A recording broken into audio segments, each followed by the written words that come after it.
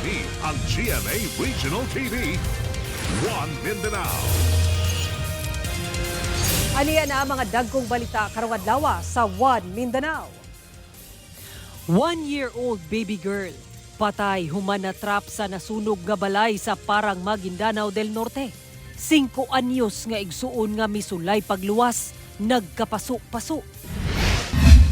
5 anyos nga lalaking estudyante patay human maiguog saag nga mga bala sa eskwelahan sa Datupiang Maguindanao del Sur. Giingong pagpangbuli sa duha ka estudyante sa managlahing eskwelahan sa Cagayan de Oro City. Giimbestigahan. Mga nangawala matud pa nga pusil, usa sa anggulo nga ginatutukan sa kamatayon sa opisyal sa Police Regional Office 11. Tulo ka karton nga nabiyaan kilid sa tulay sa Opol, Misamis Oriental. Gika-alarma human na alaang bomba. Og iro nga daw gipapili ang FERDAD kung trabaho o siya gikalingawan. Kini ang GMA Regional TV, One Mindanao. Mayong hapon Mindanao, ako si Sara Hilomen Velasco. Duha ka insidente sa pagpangbuli sa mga estudyante ang sagunsong nahitabo sa Cagayan de Oro City. Ang usa nahitabo sulod sa usa ka comfort room sa usa ka establishmento duol sa tunghaan. Samtang ang laing insidente sa dalan kung asa gitabangan ang estudyante. Ani i-report ni Cyril Chavez.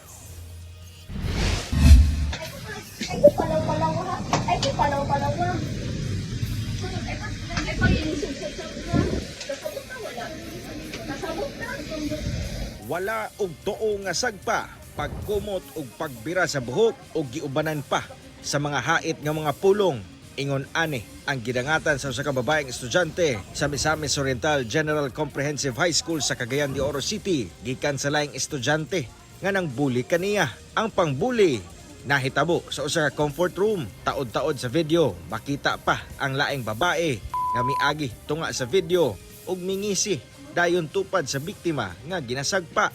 Among video viral na sa social media human nga gi-upload sa igsuon sa biktima kung asa nanawagan kini og hustisya. Matod ni Dr. Melende Catid, school head sa MOGS, nga giimbestigahan na ang insidente. Giklaro sab ni Catid nga wala kini nahitabo sulod sa campus, inay sa comfort room sa usa ka establishmento at bang sa eskwelahan. They have been given an invitation by the respective advisors and also the guidance counselor and my grievance committee chair also. Dugang ni Catid nga wala pa sila'y saktong impormasyon sa rason sa pagpangbuli. Apan, wala nila kini gipasagdan. We cannot implement at one time all these programs, but we have been starting, no? Nag-start nami for the last year 2025.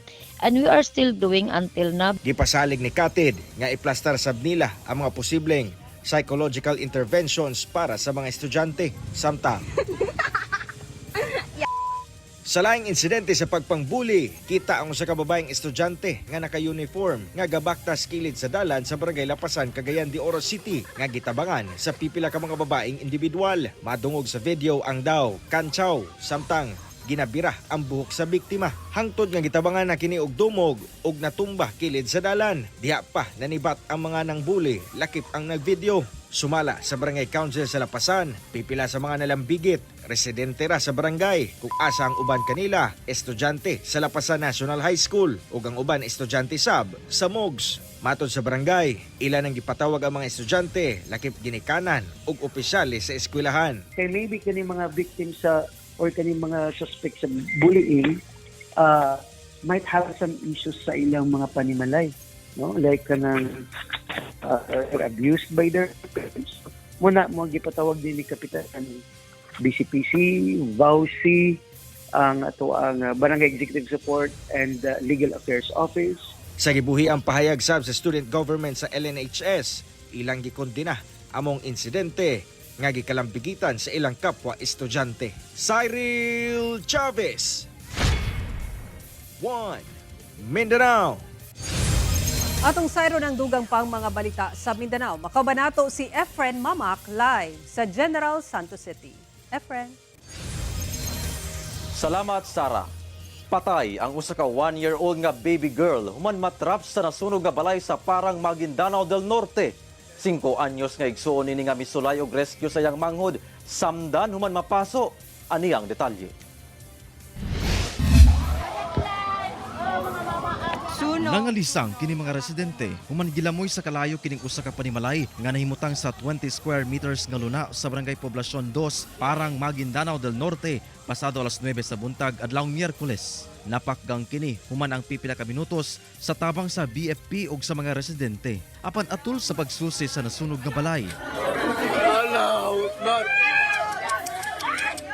Wa napugngan sa kabanay ang ilang gibati human napalgang patay na ang ilang 1-year-old nga baby girl duol sa pultahan sa moong balay.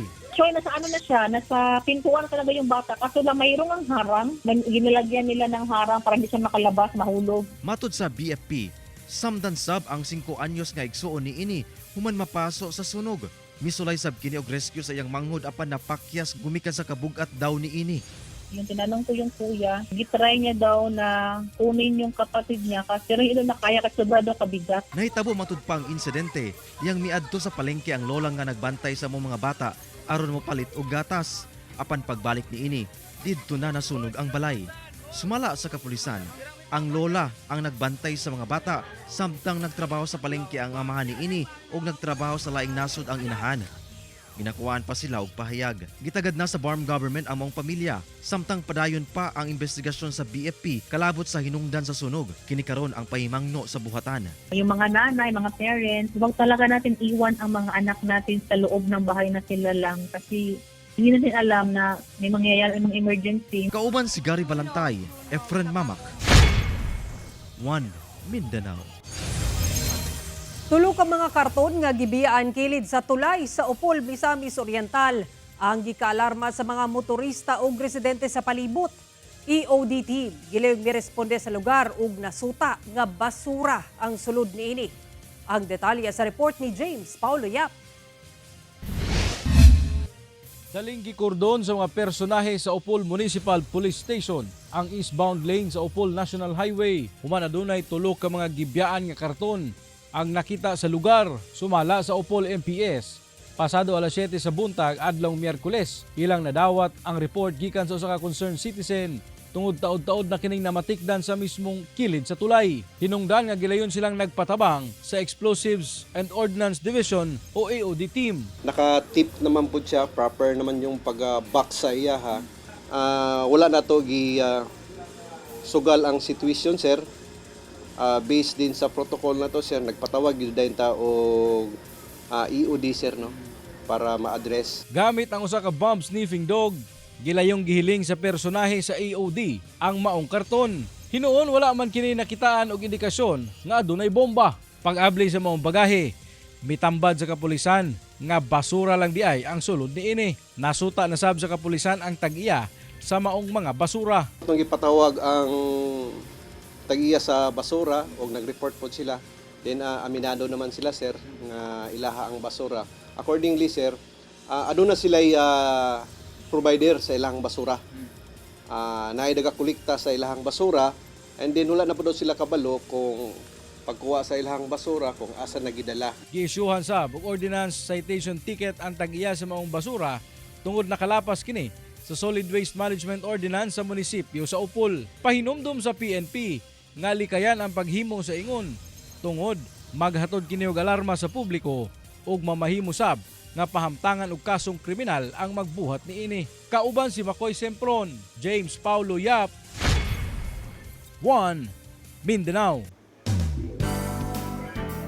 Usas sa mga highlights sa taliabot nga selebrasyon sa 89th araw ng Davao mao ang ika-100 years sa Davao City Hall.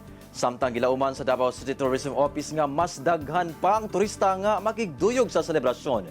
Ani ang report ni John D. Esteban. Davao City Hall, kini nga edipisyo nga nagbarog sulod sa usa ka siglo sa sentro sa dakbayan sa Davao.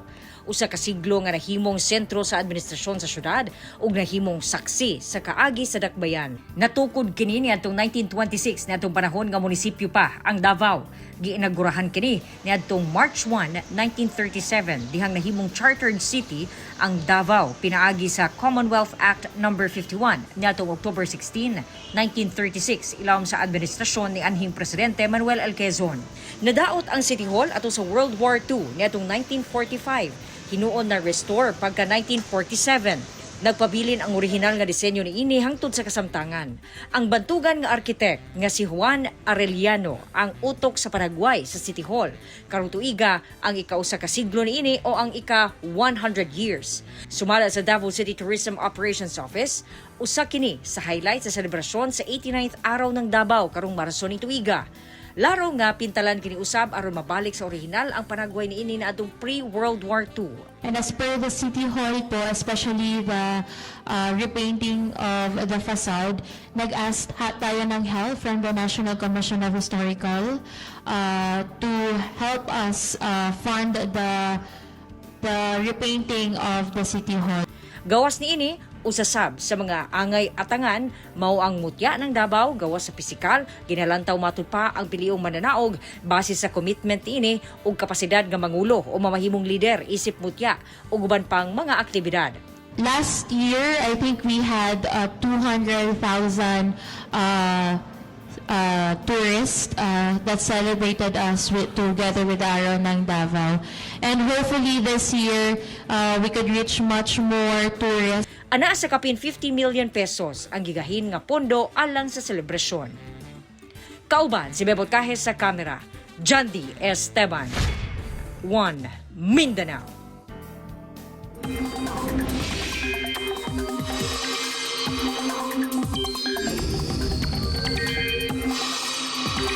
Bisan sa init nga panahon, makasinati gihapon og pag-ulan sa pipila ka bahin sa nasod. Walay bagyo o low pressure area sa sulod sa Philippine Area of Responsibility. Apan magpaulan sa Luzon ang amihan, samtang apektado sa shear line ang ubang bahin sa Luzon ug pipila ka bahin sa Visayas. Samtang easterlies ang magdala og mga pag-ulan sa Mindanao ug ubang bahin sa Visayas. Base sa datos sa Metro Weather, taas gihapon ang tsansa sa ulan sa Zamboanga Peninsula, Northern Mindanao, Caraga ug Davao Region. Busa ang mahimong alerto sa pagbaha o landslide. Kini ang GMA Regional TV, One Mindanao. Patay ang 5 anyos nga batang lalaki human kini naigo og saag nga mga bala samtang anaa sa sulod sa tungaan sa Dato Piang, Maguindanao del Sur. Sumala sa kapulisan, posibleng naggikan sa naitabong pinusilay tali duwa ka kapitan sa kasigbit nga munisipyo naggikan ang maong mga bala. Tanang klase sa maong lungsod temporaryong gisuspende. Ani ang report. Dead on the spot ang 5 anyos nga lalaking kindergarten student. Human kini maigo og saag nga bala samtang anaa sa sulod sa classroom sa Damabalas Elementary School sa Dato Piang, Maguindanao del Sur, banda 7:40 sa buntag adlawng Miyerkules. Ang maong biktima, kinsa residente sa lungsod sa Dato Salibo, nakaangkon og 3 ka igo sa mga bala sa likod nga bahin sa ulo nga gikan sa 7.62 mm nga armas. Matod sa Police Regional Office Bangsamoro Autonomous Region kon PRO Bar, anaa na sa sulod sa classroom ang maong bata, diyang dunay nadungog nga mga buto-buto sa armas ang mga residente sa lugar. Taod-taod, napalgang patay na ang maong biktima. Hindi nila alam kung saan exactly nanggaling yung butok eh. Pero pagkatapos nun, pumasok yung teacher na class advisor ng mga bata sa classroom nila. Doon na niya nakita yung bata na nakabulagta na at duguan na din. Gilayong gipahilo na sa kabanay ang patayng lawas sa bata subay sa Islamic rights. Ginakuan pa kini og pahayag. Samtang nagpaabot sab og pahasubo og ginabang ang LGU ngadto sa kabanay sa biktima. Nagtanyag sab kini og psychosocial support pinaagi sa social worker sa mga estudyante nga na-trauma sa insidente. Ang maong gunfire naggikan matud pa sa barangay Ulandang sa lungsod sa Nabalawag nga sakop sa Special Geographic Area sa MARM. Maghalos 5 ka metro kuno ang gilayo niini gikan sa lugar nga kung asa ang biktima. Matud sa PRO Bar, ang maong pinusilay tungod matud pa sa panagbangi tali 2 ka kapitan sa SGA BARM ug padayon pa kining ginahusay.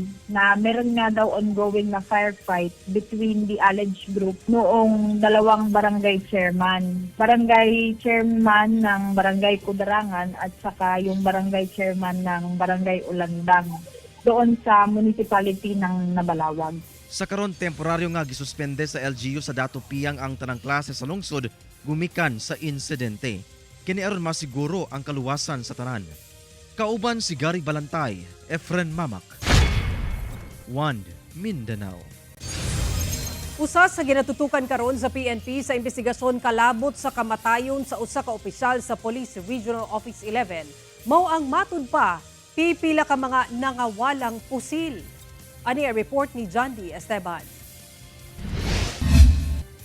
Personal nga bibisita si Davao City Police Office Acting City Director Police Colonel Manan Morif sa haya sa namatay nga si Police Lieutenant Colonel Juzar Almasa aron magpaabot sa iyahang pahasubo sa pamilya.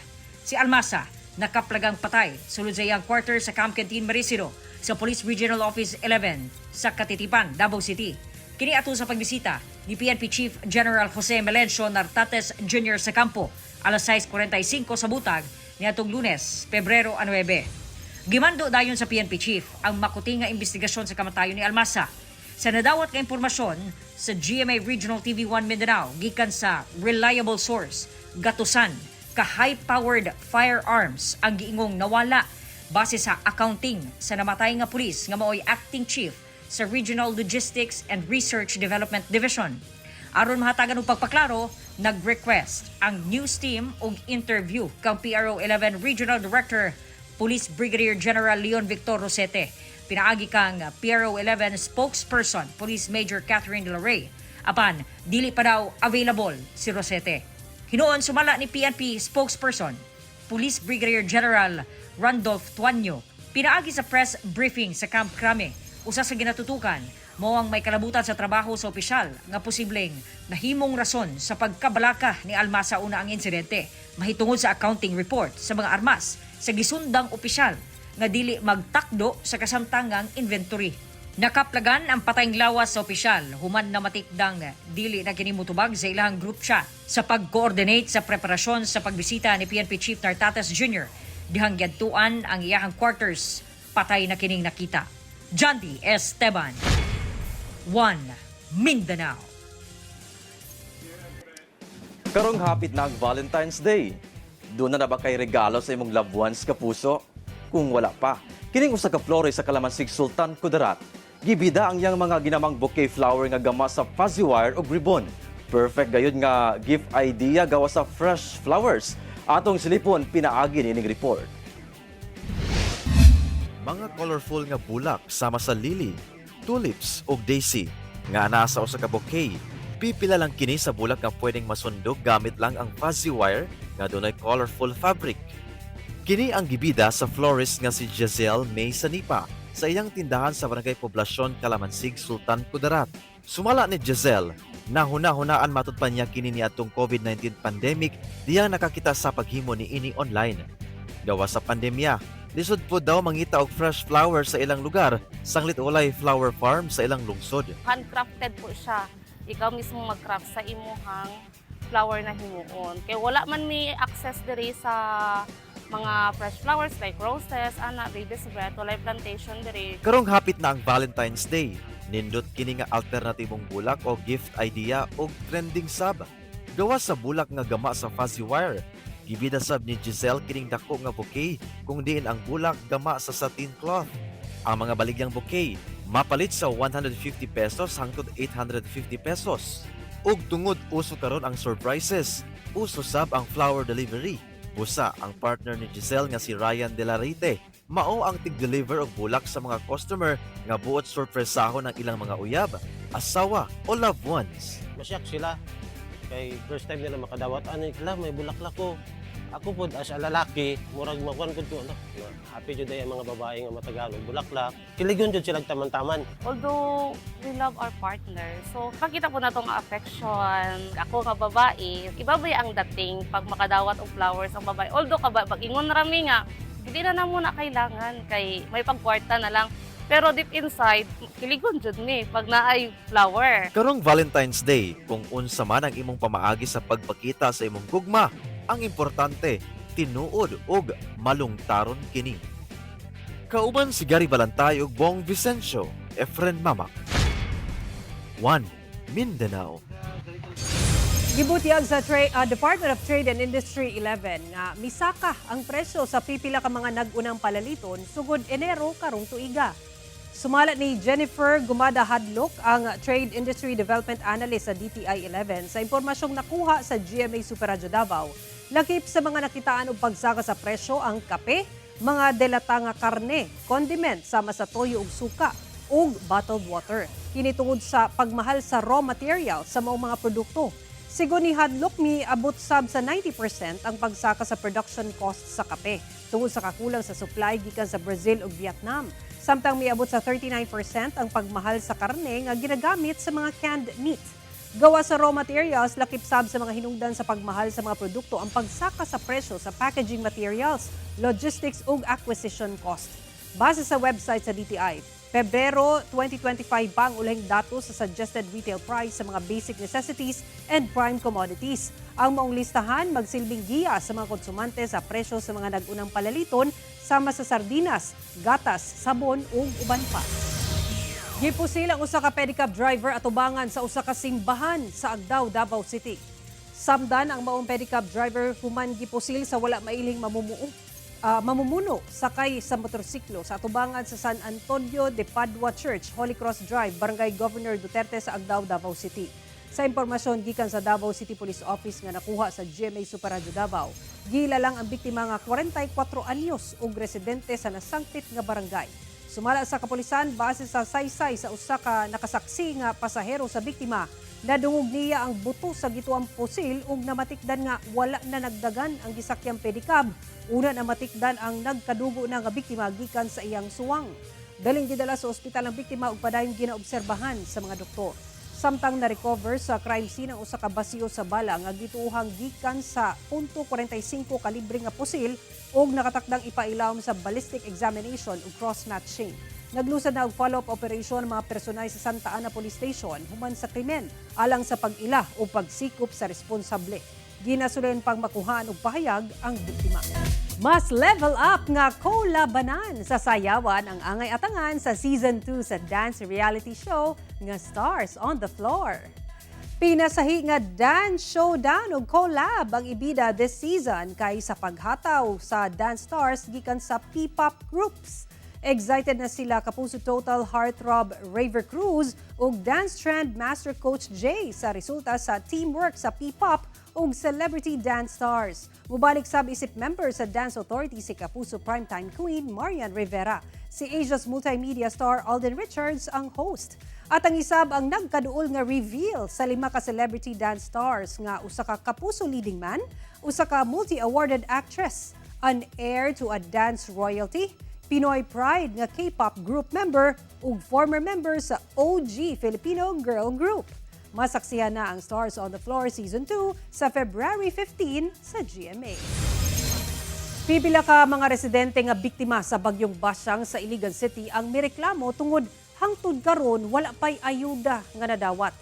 DSWD Region 10 gipasabot nga nagaagad sila sa data kon profiling nga ginahimo sa LGU una makahatag og tabang. Ang detalye sa report ni James Paulo Yap. Usa sa nagpahinay sa relief distribution sa mga apektadong mga residente sa nahitabong pagbaha lunod sa bagyong Basyang. Ang profiling sa mga biktima sa kalamidad gani sa Iligan City. Pipila ka mga residente na ang mireklamo tungod hangtod karon aduna pay wala makadawat og hinabang gikan sa Department of Social Welfare and Development kon DSWD. Sumala sa maong ahensya nga aduna nay naka-preposition nga mga family food packs sa mga lugar nga apektado sa bagyo. Dugang nila nga ang local government unit ang gitahasan sa pag-profile sa mga biktima sa bagyo tungod kinahanglan kini nga rekisitos sa pag-distribute sa ayuda. So ang kinahanglan sa DSWD para makahatag og tabang sa LGU would be kaning ato ang letter of request nila, at the same time katong ila ang master list, no, and then kato reports na yun from their local DRRM office. Sa karon nagpadala na ang DSWD Region 10 og mga personahe sa Iligan City nga motabang sa pag-profile sa mga apektado nga mga residente sa syudad aron mapaspasan sab ang paghatag sa ayuda. Daan na nga gibutyag ni DSWD Secretary Rex Gatchalian atol sa iyang pagbisita sa Iligan City nga kung mahuman ang profiling sa mga biktima, aduna sila'y madawat nga financial assistance. Ang DSWD pod is dependent siya sa strategy nga ginahatag sa LGU. Ang profiling needed siya para gyud sa pa-recovery ng nga assistance, no? Pero kung moingon man gud tag onslaught sa disaster, need gyud nga makahatag sa ta, maka-provide sa gyud ta atong mga nasalanta. Awhag nila sa mga apektado nga mga residente nga hantud karon wala pa nakadawat sa hinabang sa DSWD nga dili magmakuli sa pagduol sa mga DSWD personnel nga ilang makita sa ilang barangay aron nga matabangan sa pagkuha sa ilang ayuda. Kauban si Makoy Sempron, James Paulo Yap, 1 Mindanao. Nagpatuman ang Cagayan de Oro City Roads and Traffic Administration og dry run sa traffic scheme sa Mastersons Avenue, Vamenta Boulevard Junction nga no left turn. Upon RTA, aminado nga posibleng undangon kini ugaling makita nga dili gyud kini epektibo nga tubag sa problema sa trapiko. Ani report ni Cyril Chavez. Halos 5 kaadlaw na ang dry run sa traffic scheme sa Mastersons Avenue, Vamenta Boulevard Junction nga gipatuman sa Roads and Traffic Administration kun RTA. Pipila ka komento na ang nadawat sa RTA. Sukad kini gipatuman dugang sa ahensya nga ipadayon gyapon nila among dry run apan aduna nay pag-alalay sa ilang mga personahe. Labi pa nga naapektuhan sab sa mong traffic scheme ang pagbug-at sa dagan sa trapiko sa may rotonda. Sa karong mga panahon na medyo naatay mga nakita no nga mga tawagon na lang natong mga lapses gamay labi na sa side sa traffic management.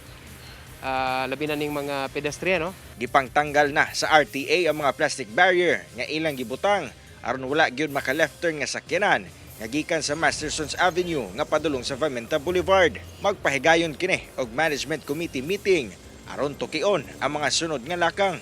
Kung makita nato pagbalik nga angay ta mo balhin og strategiya or angay ta nga mo gamit na sa og lain nga focus diha nga area, so atong testingan. Usa sa mga lantawon sab nga posibilidad sa RTA ang pagbalik sa Burak system kung asa tagaan og pila ka minuto ang matag lane sa Mastersons Avenue nga mahimong one-way aron mapadali ang pagbiyahe sa mga sakyanan. Ang nakatsada magud sa Burak pod is ato manggong birahon tanan no, kanang gitawag lang natog iburakon tanan.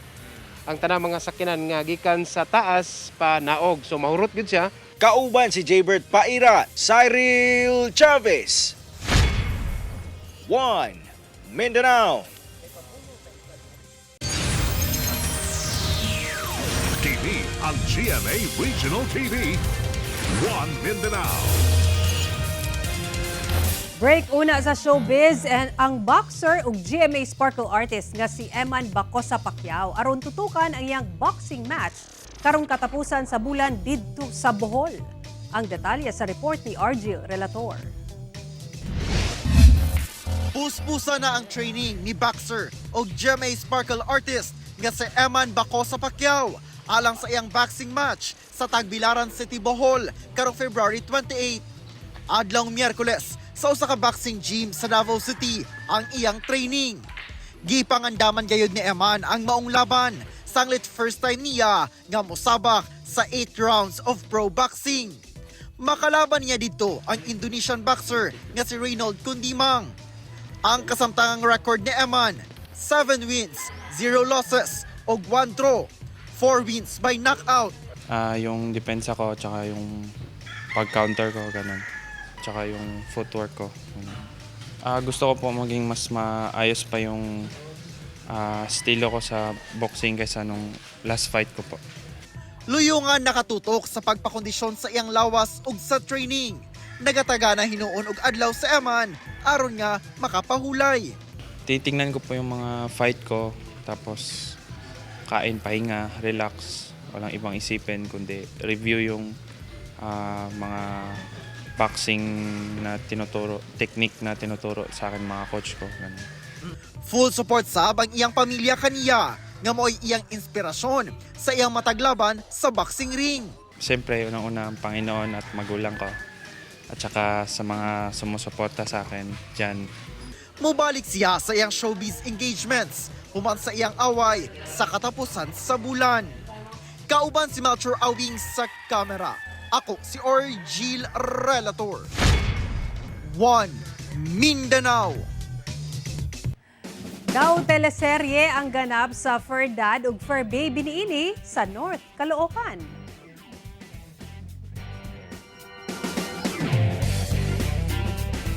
Kayon saon daw gipapili sa mixed breed nga Maltese ug Shih Tzu nga si Milo ang iyang fur dad nga si Jason kung trabaho daw ba o siya. Sa video nga kuha ni Hughes Cooper Mitsumi Kalukab, makitang nagunit pa sa kamot ni Jason ang fur baby samtang nakatutok kini kaniya. Mao nga ang caption sa video, mamili ka, trabaho o ako. Sumala ni Hughes Cooper Mitsumi, nag-istoryahanay daw sila sa iyang bana samtang naghimo og report ang iyang bana alang sa trabaho. Naglingkod lang daw sa una si Milo apan wala kini ginatagad.